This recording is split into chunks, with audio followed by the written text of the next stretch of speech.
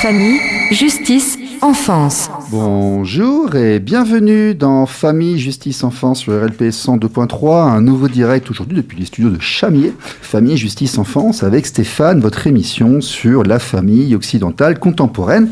La famille et tout ce qui va autour de l'enfance, de l'éducation et aujourd'hui de l'accompagnement scolaire des enfants malades. Nous sommes avec ASEM 24 Renouer le fil, nous sommes avec Françoise Mandon, la présidente, nous sommes avec Guy Mandon, un des enseignants, ex-inspecteur général de l'éducation nationale et qui enseigne l'histoire dans l'ASEM 24 Renouer le fil, et Françoise qui a fait toute sa carrière d'enseignante. Et bonjour Françoise. Bonsoir Stéphane, bonsoir à tous nos éditeurs. Oui, bon, vous allez bien, ça va ? Très bien. Très bien, très bien. Guy, bonsoir. Bonsoir Stéphane. Bon, bonsoir. Alors, écoutez, on va démarrer de manière extrêmement simple. Qu'est-ce que la SEM 24, Renouer le fil ? Là, j'ai donné quelques petits éléments en préambule, mais dites-nous, en fait, d'où ça vient, qu'est-ce que ça fait, de quoi s'agit-il ? La SEM 24 est une association de bénévoles qui a été créée en 2005 pour répondre à des besoins spécifiques. Les besoins d'enfants qui au départ, étaient atteints de maladies diverses ou qui étaient accidentés et dont le suivi scolaire n'était plus assuré pendant des périodes très variables. Les enseignants de cette association, donc bénévoles, intervenaient beaucoup à l'hôpital, lorsque l'hôpital de Périgueux accueillait encore des enfants en long séjour. Et peu à peu, Bordeaux, Limoges se sont chargés de ces enfants et désormais ne sont plus à l'hôpital que des enfants en très court séjour. Donc, notre mission première n'est plus assurée. Mais beaucoup de familles aujourd'hui rencontrent une difficulté récente qu'on appelle la phobie scolaire. Phobie qui très souvent fait suite au harcèlement ou à des difficultés familiales et font appel à nous parce que leurs enfants ne parviennent plus à franchir les grilles de leur établissement scolaire. Donc pour simplifier, la SEM 24, c'est une association pour les enfants qui ne sont pas scolarisés de manière traditionnelle. C'est une association avec des enseignants qui vont fournir ce suivi scolaire, soit qu'ils soient en milieu hospitalier, soit qu'ils soient chez eux, en tout cas des enfants qui n'ont pas un parcours classique. C'est bien ça ? Oui, à ceci près que nous n'intervenons plus aujourd'hui à l'hôpital de Périgueux. Oui. Mais d'autres associations semblables à la nôtre et qui dépendent toutes de la Fédération des enfants malades, dont le siège est à Paris, interviennent par exemple à Paris ou à Toulouse, dans les grandes villes dont les CHU accueillent des enfants atteints de leucémie, par exemple. Ces associations-là peuvent évidemment intervenir en milieu hospitalier. D'accord. Alors jusqu'à récemment, nous nous rendions à Bergerac. Oui, on a expliqué qu'il y avait aussi des choses à Bergerac. Oui, dans une unité dédiée à des enfants atteints de différents troubles d'ordre psy. Mais les psychiatres nous ont expliqué que leur dernier patient n'étaient pas en état de suivre des cours parce qu'en général, ils relevaient de pathologies un peu plus lourdes et surtout subissaient des thérapies qui les fatiguaient beaucoup. Donc en fait, vous avez un rayon d'action qui est sur le Périgord, on va dire, oui. Périgueux-Bergerac, ce qui est effectivement un centre psychiatrique pour enfants et adolescents à Bergerac. Une unité, une unité, oui. tout à fait. Et donc vous êtes, alors on va dire, j'ai pris des petites notes, je regarde mes antisèches, donc à SEM24, c'est quelques dizaines, effectivement, ce qui est déjà pas mal, c'est un bon effectif d'enseignants, mais vous recrutez, parce qu'on peut lancer un appel, ici on le redira en fin d'émission. C'est très important. Oui, tout à fait. Très important parce que depuis peu, beaucoup de collèges et de lycées nous sollicitent, sachant que la phobie scolaire peut être partielle, totale, s'accompagner d'une phobie sociale ou non. C'est-à-dire que certains enfants parviennent à être scolarisés, mais pratiquent ce que je nomme une déscolarisation perlée, c'est-à-dire se rendre à l'école une semaine sur 2, un jour sur 6, ne sont pas suffisamment constants pour pouvoir passer des examens, par exemple. Les proviseurs, les psychologues, les médecins qui interviennent dans ces établissements font appel à nous. D'accord. Donc effectivement, on l'a défini pour qui ça a été l'association, qui était le cadre. Donc ce sont les enfants dont on a parlé. On a dit avec qui, ce sont des équipes d'enseignants bénévoles, la plupart du temps d'éducation nationale. Généralement, oui. Généralement, on va expliquer, parce qu'on s'est rencontrés au forum des associations en septembre dernier. Donc on a mis un petit peu de temps à formaliser tout ça, mais on s'est rencontrés en me faisant la queue devant un food truck. Et comme quoi le food truck mène à tout. Surtout quand il est en panne. Surtout quand il est... Ça nous permet de discuter entre nous, d'ailleurs. Voilà. Et j'ai dit qu'il y avait beaucoup de gens qui étaient retraités et qui venaient donner, après la fin de leur carrière, qui nous donnaient du temps. Il est très difficile aujourd'hui de faire appel à des enseignants encore en activité. Ils n'ont pas forcément le temps. Ils n'ont pas forcément le temps. Il y a une charge. On dit toujours que l'enseignant n'a pas beaucoup d'heures de présence physique dans l'école, mais il faut voir tout ce qu'il y a autour. On va aussi débunker un peu ce mythe, quand vous êtes utilisé au maximum de vos heures d'affectation, je ne sais pas si vous avez le temps de prendre des choses complémentaires. Oui, puis les difficultés aujourd'hui sont nombreuses. Beaucoup d'enfants sont quand même relativement récalcitrants, c'est ce que l'on entend. Les enseignants nous disent qu'ils sont usés. Même ici dans le Périgord ? Même ici. D'accord. Ouais. J'ai entendu des histoires qui viennent d'Île-de-France avec des filets de protection au-dessus des cours, avec des trucs très très très différents de mon époque à moi. Mais bon, visiblement ici, ok. Mais on parle aussi de ressources humaines dans une autre émission ici, et effectivement, l'entrée dans le monde du travail reflète parfois aussi ce qu'on a vécu dans le monde de la scolarité, et c'est un reflet de la société quelque part. Alors, comment là, je vois il y a un joli prospectus qui est là, donc la demande est faite par la famille. Alors, comment ça se passe ? Oui, parce que... Voilà, j'ai un enfant là... Ces enfants ne sont pas majeurs. Oui, ils ne viennent pas par eux-mêmes vous voir. Alors, ils viennent généralement accompagnés, soit à la demande des familles, soit à la demande... Aujourd'hui, par exemple, j'ai reçu une famille qui venait à la demande du proviseur de l'établissement dans lequel était scolarisée la jeune fille. Parce que... Alors, c'est à souligner, nous nous plaignons tout à l'heure des difficultés que rencontrent les enseignants, mais il semble qu'ils soient remarquablement accompagnés en Dordogne. C'est-à-dire que l'inspection académique est des services très efficaces qui proposent aujourd'hui des horaires aménagés, des salles dans lesquelles les enfants peuvent se calmer. Tout est entrepris et il semble qu'en Dordogne plus qu'ailleurs pour que ces enfants éprouvent un certain bien-être à l'école, mais il n'est pas toujours possible de parvenir à ce résultat. C'est alors qu'ils font appel à nous. D'accord. Donc il y a une rencontre avec les parents, les enfants. Oui. Il y a des conditions ? Alors oui, nos statuts nous imposent de ne recourir d'abord qu'à des enseignants qui sont habilités, qui ont suivi un cursus leur permettant de suivre les enfants.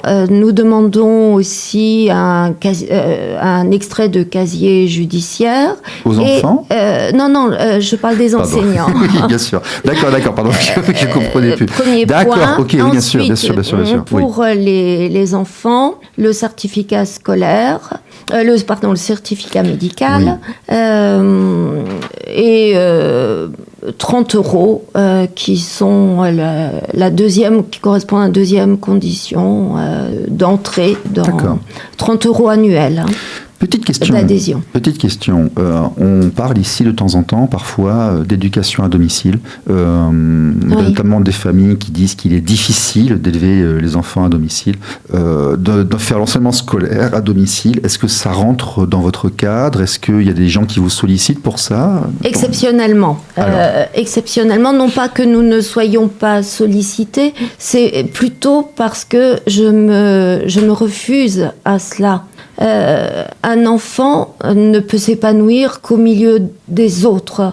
C'est indispensable. Alors, quand il est atteint de phobie scolaire, il faut l'aider. Et c'est pourquoi je tiens à l'expression « renouer le fil ». Il faut l'aider en lui redonnant le goût, d'abord du rapport à l'autre, en lui redonnant le goût du savoir et en restaurant l'estime de soi, afin qu'il retrouve les siens, parce qu'il ne peut grandir, encore une fois, et s'épanouir que parmi d'autres. Cependant, mon discours avec le temps a un peu changé. C'est ce que je disais aux enfants que je recevais, aux élèves que je recevais. Je ne leur parlais que de leur future réintégration. Et aujourd'hui, j'évoque aussi une alternative, parce que je me rends compte que certains d'entre eux ne retourneront jamais ni dans leur établissement, ni dans un autre. Donc, ce qui me semble essentiel, parce que la phobie scolaire s'accompagne aussi de phobie sociale. D'accord. Et que nous ne sommes pas à même de traiter ces mots. Et désormais, je leur dis que l'essentiel est de parvenir aux examens qui leur permettront par la suite de répondre à leurs désirs, d'entrer dans la voie qui correspond à ce qu'ils sont, à ce qu'ils recherchent. J'entends plein de choses dans ce que vous me dites. J'entends déjà une chose essentielle et fondamentale, c'est que c'est beaucoup plus que de l'enseignement pur. Dans ce que vous me dites, là, il y a quasiment un aspect de réinsertion et de suivi thérapeute et de coaching. On est presque proche de la psychologie. Vous avez été enseignante en salle de classe traditionnelle. J'étais professeur de philosophie. Ah, donc vous avez un contenu aussi par rapport à l'environnement, et vous voyez où je veux en venir. Dans ce que vous venez de m'expliquer, vous êtes au-delà de la transmission pure du savoir. Oui. Vous êtes aussi dans la personnalisation, vous êtes aussi dans l'accompagnement, dans la perception du futur.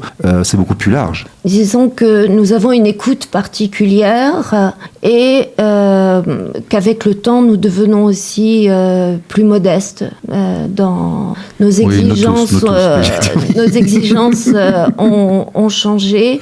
La souffrance est telle chez ces enfants, je vais vous donner un exemple, que certains d'entre eux n'arrivent pas, alors que je les ai rencontrés une première fois. Ils sont venus dans nos locaux situés cours Fénelon, à la maison des associations. Voilà, qu'on salue ils sont d'ailleurs. Venus, tout à fait. Ils sont venus avec leurs parents et lorsque le premier cours doit commencer, ils ne parviennent pas à sortir de la voiture. C'est ce qui est arrivé avant-hier à un élève pourtant très souriant, qui me semblait moins en souffrance que d'autres. Sa maman a voulu lui permettre de descendre de la voiture devant les locaux. Non, je ne veux pas aller à l'école, je ne veux pas y aller. Non, ce n'est pas en ces termes. Non. Et vous faites bien de les employer, parce que je les ai employés au départ. Bien sûr, oui. Un jour, malencontreusement, j'ai parlé de désir devant une collégienne qui ne parvenait pas à franchir la grille de l'école. Et elle m'a reprise. À juste titre, elle m'a dit non, ce n'est pas une question de désir, je ne peux pas. Et ça a été une leçon. Depuis, je ne parle plus de désir. D'accord. Donc effectivement, on voit qu'on est bien au-delà de la transmission pure du savoir. Il y a aussi une contextualisation, il y a une personnalisation, il y a une réflexion aussi. Les cours sont individuels. Les cours sont individuels, effectivement, mais peut-être que un jour, si jamais on va au bout du processus, il y aura un accompagnement plus que purement scolaire qui se mettra en place. Et la deuxième chose que j'entends, c'est que, encore une fois, quand la société civile, l'État en fait est défaillant, eh ben, ce sont des bénévoles qui viennent et qui répondent et puis qui bouchent les trous. Voilà, hein, c'est un peu souvent. Je suis obligé d'entendre ça aussi. Hein, je le constate aussi très souvent. Oui, mais je réitère. Beaucoup de dispositifs sont mis en place par l'Éducation nationale. Au moins, alors je n'ai pas une expérience suffisamment étendue pour savoir ce qui se passe ailleurs, mais de plus en plus, je suis étonnée de ce que je vois en Dordogne. Oui, ça c'est bien. Ça c'est bien, mais je veux dire par là que est-ce que c'est au restaurant du cœur de s'occuper de certaines choses, tous ces parents d'enfants handicapés, d'autistes et autres qui montent chacun des associations, soutien, d'entraide et autres, est-ce que c'est à eux de le faire? Vous voyez ce que je veux dire? Oui, non, mais je le vois aussi qui se déplique et qui se met à différents endroits lorsqu'on sort du cadre, lorsqu'on n'est plus dans la grande généralité. On voit très souvent des gens de bonnes intentions se mettre ensemble pour pallier à des déficiences. Moi, j'entends ça aussi, si vous voulez, quand j'entends bien certaines choses. Guy, eh bien écoutez, Guy Mandon, qui a été à l'inspection générale de l'éducation nationale durant très longtemps, qui est enseignant, vous avez fait carrière dans l'éducation nationale. Est-ce qu'il y a plus d'enfants aujourd'hui qu'il y a un certain temps qui sont concernés par ce genre de phénomène? Alors, attention, j'ai quitté l'éducation nationale il y a 20 ans. D'accord. Mais ce phénomène commençait à se produire. D'accord. Alors, moi, si vous voulez, par rapport à ce qui a été exposé ici, j'ai, en tant qu'inspecteur général, au fond, deux remarques essentielles. La première, c'est que je suis très heureux d'entendre dire que l'éducation nationale fait son boulot en déployant des énergies pour traiter ce type de cas. Et la deuxième, évidemment, c'est qu'il est très important qu'il y ait des associations comme la SEM, et c'est la conjugaison des deux qui peut nous tirer d'un mal qui va croissant, qui est celui, effectivement, du refus devant la chose scolaire. D'accord. De sorte que, à ce point de vue, on ne sait pas vraiment où l'on va. Alors, j'ai deux questions pour vous. Là, c'est marrant, aujourd'hui, tout vient par deux. Là. La première, si vous avez été à l'inspection générale, si vous avez eu vraiment un aperçu du mode de fonctionnement de l'éducation nationale, des gens qui y étaient, parce que vous n'étiez pas forcément simplement en train d'enseigner, mais vous étiez en train de passer d'une structure à l'autre et de voir tout le mécanisme et la machinerie dans son ensemble. C'est la fonction de l'inspection générale. Bien sûr, bien sûr, bien sûr. D'ailleurs, c'est une administration qui fait ce qu'elle peut, avec beaucoup de gens qui...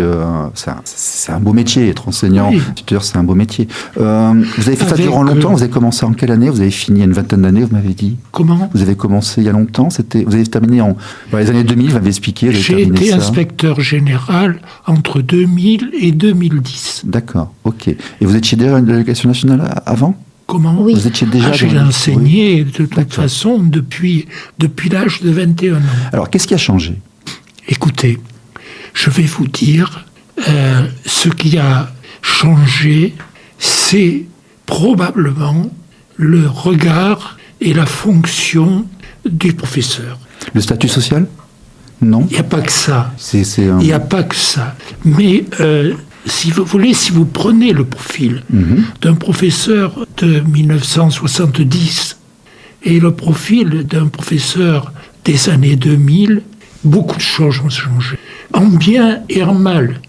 C'est-à-dire que le professeur des années 70 arrive en classe, cravaté, envesté et tout le reste. Bon. Il symbolise quelque chose de l'époque. Voilà, qui symbolise quelque chose de l'autorité. D'accord. Et les rapports qui s'en suivent sont évidemment différents. Le professeur des années 2000 n'a pas perdu l'autorité. Moi, j'ai vu des professeurs de très grand niveau. J'ai assisté à des cours, pour tout vous dire, je me disais, j'aurais sûrement pas fait aussi bien que lui. Donc, effectivement, mais à côté de cela, il y a une masse de jeunes adultes qui entrent dans l'enseignement avec une vision de l'enfant qui est totalement différente. Et c'est cette vision de l'enfant qui entretient effectivement un rapport d'autorité qui est complètement différent. D'accord. Vous pensez que la grosse différence entre l'éducation nationale d'aujourd'hui et celle d'il y a 30 ou 40 ans se base beaucoup sur des questions de rapport à l'autorité ? Il faut faire attention. Bien sûr, c'est pour ça que je prends des guillemets et que j'essaye de... D'accord. Vous avez pleinement raison. Vous avez pleinement raison. Il faut faire attention à ce qu'on définit par autorité. Oui. Parce que ça devient très dangereux. Oui, il y a plusieurs définitions à l'autorité. L'autorité, en réalité, résulte. L'autorité, c'est pas que la discipline, c'est aussi le savoir et le statut. En fait, elle résulte du langage qui est tenu par le professeur, du langage qui cadre avec les attentes, du langage dans lequel les élèves se retrouvent et ont le sentiment qu'ils avancent. C'est ça le vrai rapport. Le niveau qu'on a et la façon de le porter. Voilà. D'accord. Voilà. Et c'est très important parce que certains professeurs croient, bon, on peut y penser aussi, croient effectivement qu'il faut totalement détruire la relation, modifier la relation que l'on a, excusez-moi, je parle mal, je vous en prie, que l'on a avec les jeunes, en particulier un exemple entre mille, la notion par exemple de tutoiement. Certains professeurs... Je n'aurais jamais tutoyé un enseignant et je n'aurais pas aimé du tout qu'il me tutoie. Oui, mais écoutez, hier soir... Mais je suis d'une autre génération, voilà. Hier soir, je lisais un bouquin qui était l'histoire... Ah, sauf en cours individuel, peut-être, pardon. L'histoire d'une jeune enseignante. La première chose qu'elle dit en entrant dans la classe, je m'appelle une telle, c'est-à-dire son prénom, vous m'appelez aussi par mon prénom, et moi je vous tutoie, et vous je vous tutoie. Bien sûr. Et t'as qu'à rentrer dans la salle de classe et faire les règles aussi pendant que tu y es. Hein. Allons-y, hein. Non mais bon. Voilà.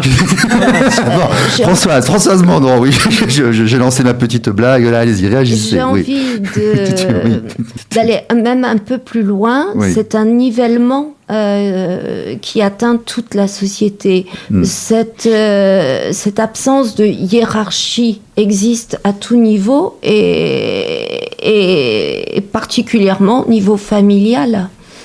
Ah, mais il y a peut-être une corrélation avec le fait que la famille traditionnelle est beaucoup moins stable, moins présente, et qu'il y a aussi, je sais pas, j'en sais rien. Moi j'ai entendu ça ici. Certaines personnes m'ont dit le fait d'avoir des familles monoparentales ou recomposées ou qui évoluent dans le temps ont fait que le rapport à l'autorité. Beaucoup de petits délinquants sont des enfants sans père, par exemple, qui n'ont pas été élevés par leur père. Ça, c'était démontré plusieurs fois. Je sais pas quelle est la corrélation entre le type. J'ai des auteurs ici qui m'ont dit qu'il y a une corrélation entre le type de famille et le type de société. C'est du Emmanuel Todd, quasiment.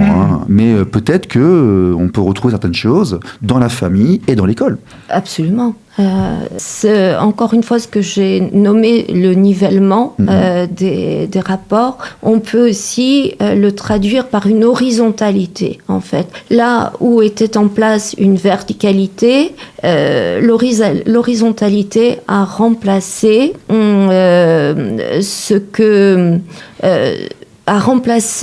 ce premier mouvement, en quelque sorte. Et aujourd'hui, les enfants manquent considérablement d'exemples ou d'éléments qui leur permettraient de se hausser, c'est-à-dire de grandir. Bien sûr. Vous voyez qu'on est bien au-delà de la pure transmission d'informations. Je ne le nie pas, mais je tiens quand même à souligner que nous ne nous substituons jamais au sein de l'association aux spécialistes que sont les psychologues. Oui, de toute façon, les parents ne veulent pas que l'éducation nationale prenne non plus... Enfin, une partie des parents ne souhaite pas qu'il y ait trop d'intrusion dans la partie d'éducation qui, normalement, devrait être réservée aux parents. Alors, quand il y a souffrance, je me rends compte qu'ils sont prêts à faire appel à tous. Bien sûr. Et là, on va en parler, parce que vous me disiez que, justement, la façon dont vous pouviez accompagner les enfants qui étaient hospitalisés et autres avait bien évolué en quelques années, et qu'il y avait quand même quelques soucis et quelques manques qui apparaissaient. Alors, elle a évolué en ce qu'aujourd'hui, donc je l'ai souligné d'emblée, nous n'avons plus que des enfants atteints de troubles psy. Il n'est plus question de l'enfant dont la jambe est Voilà, parce qu'ils sont plus ici, donc voilà, je demande public. Donc là, et qui reste chez lui, même, parce que cet enfant ira dans son établissement scolaire, ses parents le conduiront, il pourra reprendre les cours, alors que jadis, il était possible de se rendre au domicile de ce jeune. D'accord. C'est une des raisons aussi pour lesquelles nous n'allons plus ou presque plus au domicile des enfants, sauf lorsqu'ils sont en fauteuil roulant, par exemple. Et pour revenir à ceux qui, aujourd'hui, nous prennent notre temps, notre énergie, sans que nous n'ayons toujours la solution. Tout à l'heure, on a oublié d'en parler, mais c'est important. Ce sont aussi beaucoup d'enfants qui jouent aux réseaux sociaux, aux jeux vidéo, et qui sont en permanence sur les réseaux sociaux avec le danger. Je ne regrette pas l'avènement des réseaux sociaux, je les utilise aussi mais pour le meilleur. Bien sûr. Alors que très souvent, ils donnent lieu à des épisodes de harcèlement qui sont traumatisants pour des jeunes filles de 12-13 ans. Et à l'origine de ce mal-être... Mais Internet est un lieu dangereux. On ne le dira jamais assez aux parents. Vous ne laissez pas vos enfants en pyjama seuls la nuit dans la cour de l'immeuble. Vous ne laissez pas vos enfants tout seuls sur les réseaux sociaux parler à tout le monde. Ça, c'est le b.a.-ba. Je veux dire, quand on lutte contre les réseaux, différents phénomènes et autres, on passe un temps avec son enfant sur les réseaux, mais on ne lâche pas son gosse, son gamin dans l'inconnu et le monde. Ça se fait pas, ça. C'est dangereux. Oui, les parents ne peuvent pas non plus être sans cesse aux côtés de leurs alors, il n'y a enfants. pas les réseaux, voilà. Voilà, bon, passons. Il est difficile d'en arriver là, j'avoue ne pas avoir j'enverrai les auditeurs. solution. On a fait plusieurs émissions sur le sujet avec des personnes qui ont travaillé sur cela. L'Internet est un lieu dangereux et on ne laisse pas ses enfants tout seuls sur Internet. La télévision est plus ou moins filtrée, par contre, sur le net. Vous créez un profil YouTube ou Facebook d'un enfant de 8 à 9 ans, un faux profil, vous avez des choses innommables qui arrivent en quelques heures. C'est comme ça. Alors voilà pour les réseaux sociaux, voilà. Mais les jeux vidéo aussi. sont aussi à l'origine de bon nombre de troubles. Très souvent, les enfants que nous suivons ne peuvent pas venir le matin parce qu'ils jouent la nuit et dorment le matin. Donc nous devons les recevoir l'après-midi. Ah d'accord, très bien. Bon, rien que ça mériterait une émission, une intervention, mais on n'aura pas le temps. Par contre, vous allez voir qu'un jour, vous allez avoir des psychologues qui vont vous rejoindre pour personnaliser les suivis, parce que beaucoup de choses que j'entends, on s'en rapproche énormément. L'éducatif, la psychologie, le soutien. Alors la plupart de nos élèves sont suivis par des psychologues. Et bien, vous avez bossé avec eux, je pense. Vous voyez le rapprochement de ce que vous faites avec ces gens-là. Ce sont eux, très clairement, bien souvent, qui conseillent les familles et qui nous les envoient. Ok. Donc, effectivement, ce rapport est très, très important. Oui, tout à fait. Et puis, quand je vous écoute et quand je lis, ça me paraît essentiel, tout à fait. Françoise Mandon, Guy Mandon, ASEM24, renouer le fil, comment est-ce qu'on vous trouve ? Grâce aux flyers, mais surtout grâce aux professionnels que sont les proviseurs, les psychologues, les médecins. Nous avons distribué un peu partout des affiches et ces fameux flyers dont vous avez un exemple sous les yeux. ASEM 24, vous trouverez ça sur Internet assez facilement. Guy, merci d'être venu. Merci. François, merci d'être venu. Merci. À tous les auditeurs, à la semaine prochaine. Au revoir. RLP. Radio Libre en Périgord. Famille, justice, enfance.